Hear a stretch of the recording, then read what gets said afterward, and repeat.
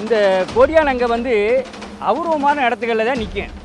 இது சில இடத்துகளில் வந்து மற்ற கீழே தரக்காடுகளெல்லாம் இந்த மாதிரி மூலிகை இருக்காதியா. இது வந்து மலைகளில் வந்து ஒரு ஆற்று சோரங்கான இடத்துகளில் தண்ணி போகிற இடத்துகளில் தான் இந்த மூலிகை கிடைக்குது. சுகரு, விசை நீர், உடம்புல காசாக பத்து விழுகும். அதில் சில பேருக்கு வந்து உடம்பு அலர்ச்சி, அரிப்பு தாங்க முடியலன்னு சொல்லுவாங்க சில பேருக்கு. இந்த மாதிரி உடம்புல உள்ள தோல் நோய் சம்மந்தப்பட்டது எத்தனை இருக்கோ அத்தனையுமே இதை குணமாக்குறியா. அடுத்து இந்த மூலிகை வந்து எப்படி சாப்பிடணும்னு கேட்பாங்க.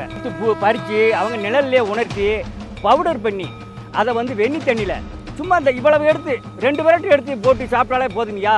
ஒரு வாரத்திலே அவங்களுக்கு எவ்வளவு அரிப்பு இருந்தாலும் சரி, எவ்வளோ 10 படை இருந்தாலும் சரி, அலர்ச்சி எந்ததாக இருந்தாலும் சரி, விசை நீர் எப்பேற்பட்ட சம்மந்தப்பட்ட இருந்தாலும் அவங்க ஒரு வாரத்தில் கொண்டு வந்துருங்கய்யா. அடுத்து அங்கிட்டு ஒரு வாரம் தேசம் வந்தீங்கன்னா ஒரு வாரம் சாப்பிட்டாங்கன்னா முழு குணத்துக்கு வந்துருங்கய்யா. இது அப்பேற்பட்ட ஒரு அருமருந்தியா. இந்த மருந்தை எடுத்து கிடைச்சவங்களுக்கு நல்ல யோகா, அவங்களுக்கு வந்து தீர்ந்து போகும்யா எந்த வியாதியாக இருந்தாலும்.